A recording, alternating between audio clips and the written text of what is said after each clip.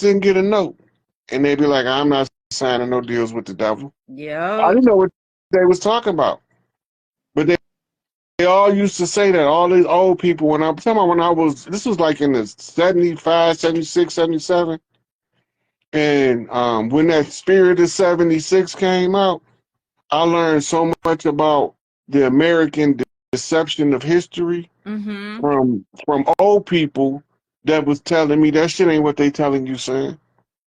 Lying to you and just trying to Mhm. ding some over your head to make it sound good. I ain't know that that was the end of the original contract to the blood sacrifice of Crispus Attucus. It Mm-hmm. was a 200-year contract. But when I figured that part out, that let me know how they got the extension that Elijah Muhammad was talking about when he said the devil got an extension because somebody took him to war. And then I go back to the war 1812, 2012, Higgs boson, close of the age, Mayan calendar, close of the age, discovery of the God particle the next day, the new beginning, right? So I'm like, what the this is timed perfectly. Mm-hmm. So either it's a script that we following, well, this is some of the coldest prophetic shit I've ever seen in my life. I believe it's a script. Yeah, absolutely. Absolutely. Somebody said if you don't have, they daddy told them if they don't have cash, you don't need it. And I can believe it because even if you sign a contract and then you pay it off, they're still going to find some type of small print where you still owe them. It's like you literally sign your life away on most of these Well, contracts. in the case of a car note, right, when you saying for the car note, they already got paid from the Federal Reserve. Now they making you pay for the car again from your Federal Reserve notes. Once your car paid off, guess what? You ain't done because you still got to keep your insurance up and you still got to keep your registration Yep. current. And it, And if your car's sitting on the street and your registration ain't current, they they gonna taking it. take it. Yep. It's Yep. all set up. Yep. But I'll be looking at the way people are, and I'll be like, some of this stuff, even though it's oppressive, like if the government didn't do stuff like that, tow cars, it'd be all kind of junk cars on the side of the street. He said I'll be looking at it a different way. Mm-hmm. There'd be all kind of junk cars. I'll be like, because I don't like for people to use their strength, power, and authority to take from people that can't defend themselves. Meaning anybody that doesn't have equal strength, power, and authority, Mm-hmm. right? The average president, if he had to fist fight for his country, this country is in trouble. Because he stand up there and talk that shit, but when it comes time to knuckling up, Mm-hmm. ain't none of these motherfucking world leaders today about to go. If they had to, okay, we not sending our kids to war. You gonna fight, motherfucker? No, I ain't gonna be nowhere. We not sending our babies to war, Mm-hmm. right? Joe Biden, if you can't take your whole crippled, decrepit, dimension, zombie ass over there and fight Putin, don't talk about sending us to war over there. Putin to fight his ass. He ain't regular. He'll fight his ass. Okay. Period. Putin to roll his sleeves up and be like, "What do you want to Hell do?" In yeah. Russian. He from that way. He like if he was over here in America, I swear he'd be chocolate colored from the hood. I promise you, because he don't give a You fuck. can't be no more from the gutter than Vlad. I guarantee you he don't give a fuck. Yeah, Did he's you straight see up. that video I had posted where the girl wrote a letter to him and she was like, we don't have anything to do with them. They don't even like us. Like, please excuse the bombs that they let off. We did not approve that. It was a black girl. I was weak. Before the I was shit get cracking up. look, but before the shit get too out of hand, Danny gonna call Russia. You remember that song by Prince? Wait, what song? Running talk to Russia, for it's too late. For it's too late. For it's too late. Running talk to Russia, for it's too late. Before they blow up the world. What? I didn't know about that song. Yeah, Ronnie talked to Russia. That's when Reagan was in trouble. Now we got Donnie. Okay. got Donnie J. They say So they be now we comparing saying Johnny and Donnie. yeah. So now we saying Donnie talked to Russia.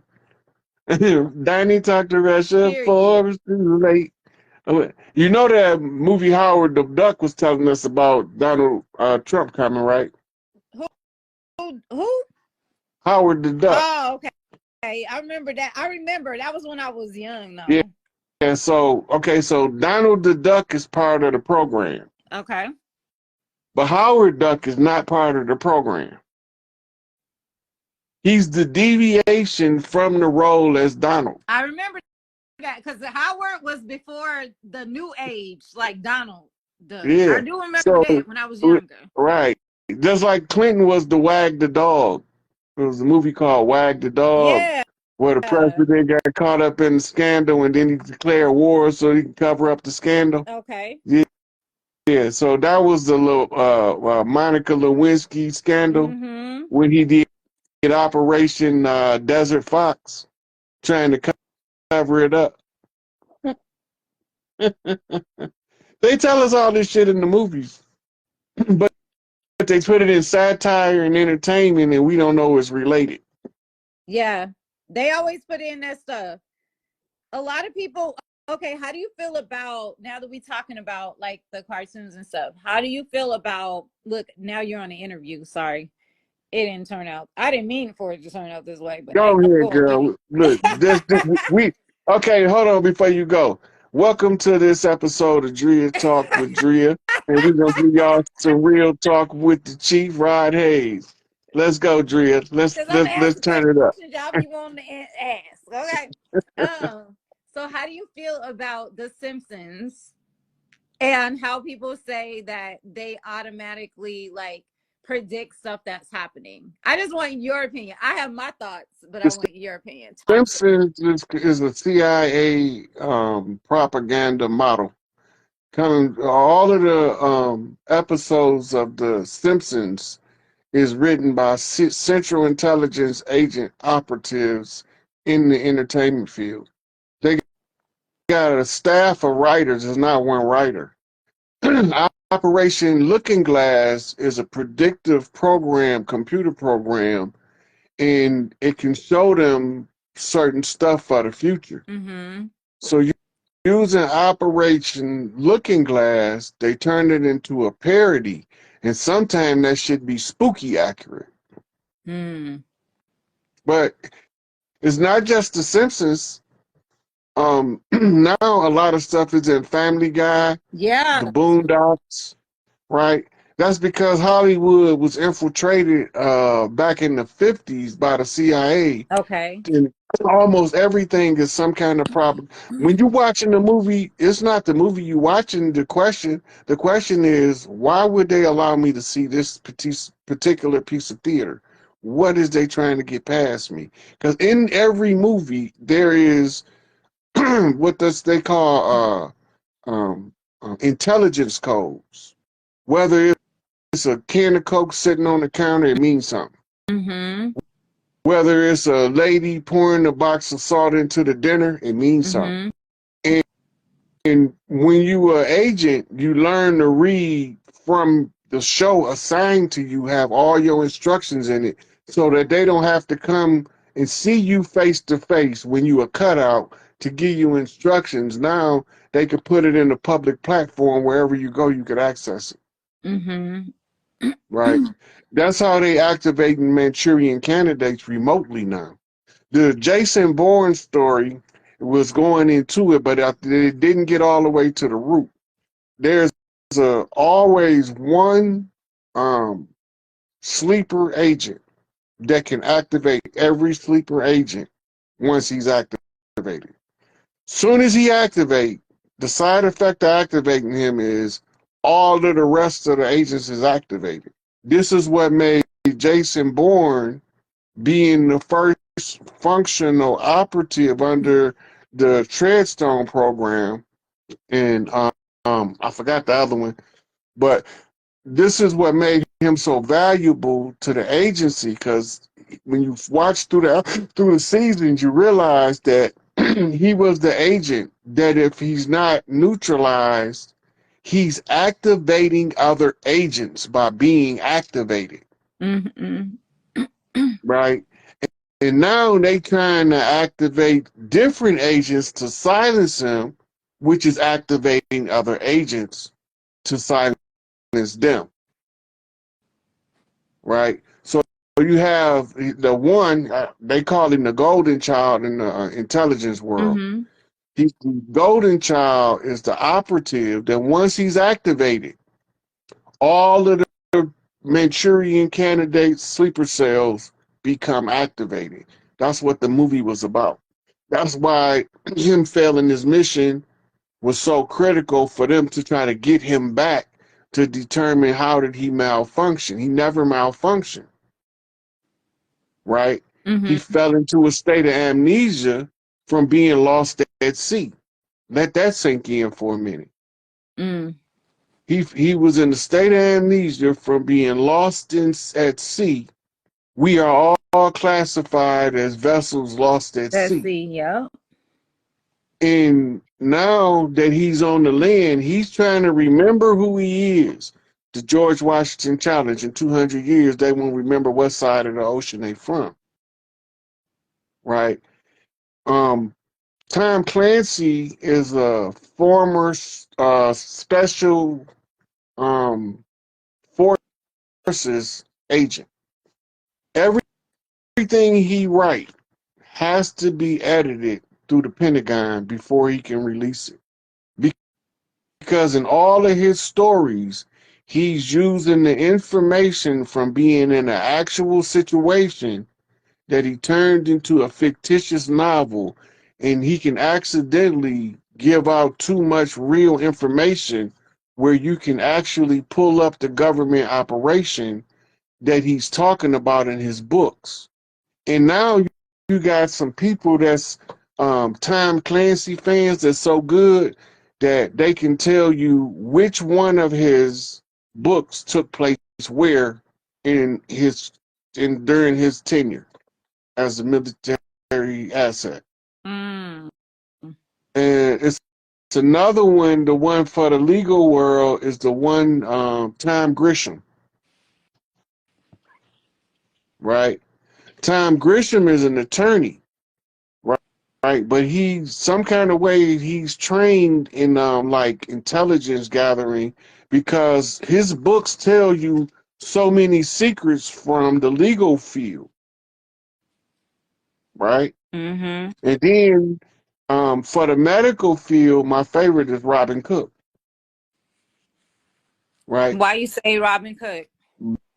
Mainly because of this book called Mutation, where he talked about enhancing the intelligence of the children by using special deep sea organisms and being injected into the fetus. And he created a child genius. But the book's called Mutation. It's a cold piece of work. But then I was already, the movie Coma made me read the book. And then I was just, because I liked the medical field anyway. Yeah. So when I started reading his books, I was captivated by the description of walking the corridors of a hospital, smelling the disinfectant and the bandages that's stocked up in the cabinet as you walk down the hallway. Stuff like that I can relate to. When I was a on a little baby, I podcast had or on the epilepsy show for real the first bad. time ever. This So I is used to history live to in the make it. hospital. Without further ado, to start the show, ladies and gentlemen, I want to Yeah, welcome so Seven they tried Bobo. to I put want me to in a welcome cage because Ryan I'd be Hayes to anywhere in the the show. Oh man, you gotta have fun with this consciousness thing. Absolutely. Welcome, yo, it's a pleasure. Honestly, seriously though, it's a pleasure and it's an honor to have both of y'all here together at the same time. What's going on, gentlemen? You the first one to bring us together. And the first time I heard about him, I heard about him through Arisha Stone, which is the blood heir to Duddy Bookman. And he was like, "Man, you ain't heard of Seven Beaumont?" I was like, "No, it's about a couple years ago." He said, "Man, you got to go check out Seven Beaumont." I said, "I'm gonna go check him out, see what he's talking about." And I was, been on to him since then, and he be dropping some fire. Indeed. Yeah, and like you say, he got the crispiest videos on Internet.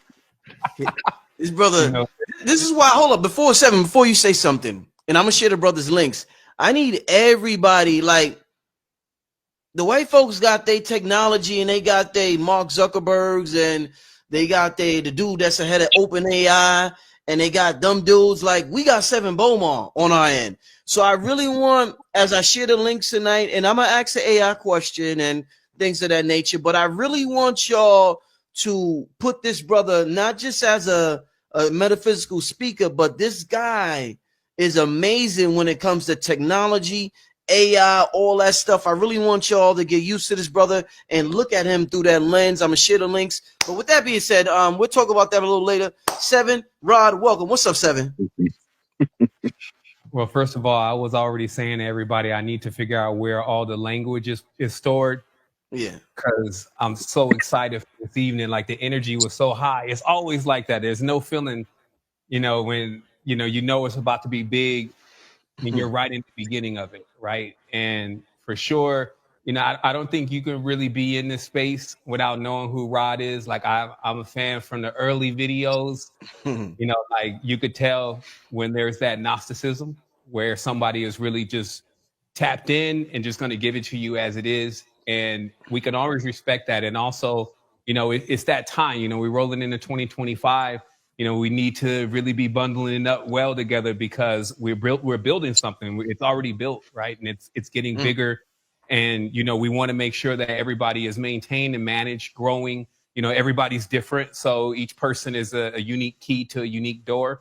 And, it's these type of way showers here that are bringing in them potent, masters for masters, I call it. We all gain something from each other and add that to that collective that we have on this side. But on the other side, we all dialed in anyway because we're all the same thing. And that's just the beauty of, how synchronicity works. So I'm honored to be here.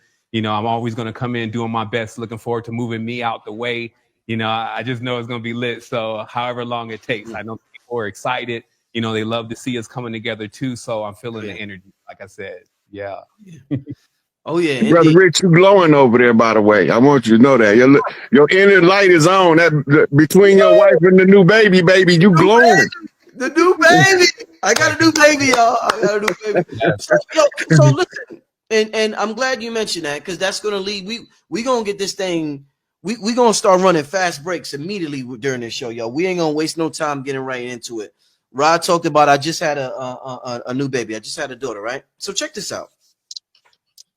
This show we're talking about, it's called the Holy Costume. We got this costume that we're wearing. It's not really who we are, but we're wearing it, and we're pretending to be something, and we're experiencing this realm or whatever. A lot of general questions about spirituality and ancient history. We're gonna start out because Rod mentioned my daughter. We're gonna start out like this, gentlemen.